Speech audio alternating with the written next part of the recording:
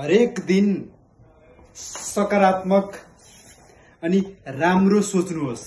हामीले खोज्ने भनेको हामी खुसी कसरी हुने, हामीले खुसी हुने बाटोहरू खोज्ने हो। मृत्युले त एक दिन हामीलाई खोजिहाल्छ आफै, चाहे जता जाउँ चाहे जता भागौं, मान्छे नमर्ने ठाउँ छैन।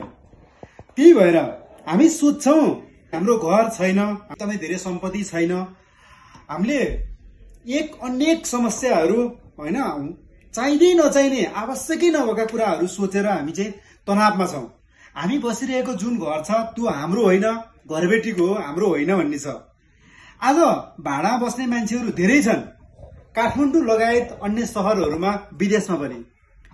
वास्तवमा गहिरेर सोच्ने हो भने सत्य यही हो कि हामी मात्रै भाडा बसेका होइनौं, ती घरबेटी पनि भाडामै बसेका हुन्। किनकि हामी मात्रै मर्दैनौं, एक दिन त्यो घरबेटी पनि मर्छ।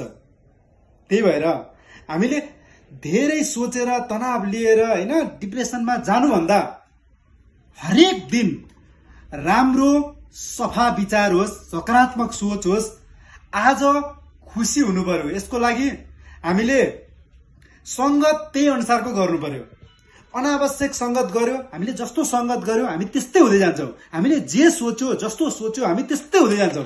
मतलब हामीले हरेक दिन यदि सकारात्मक सोच राख्छौं भने, हरेक दिन राम्रो सोच्छौं, मनमा एकदमै राम्रो विचारहरू चाहिँ ल्याउँछौं भने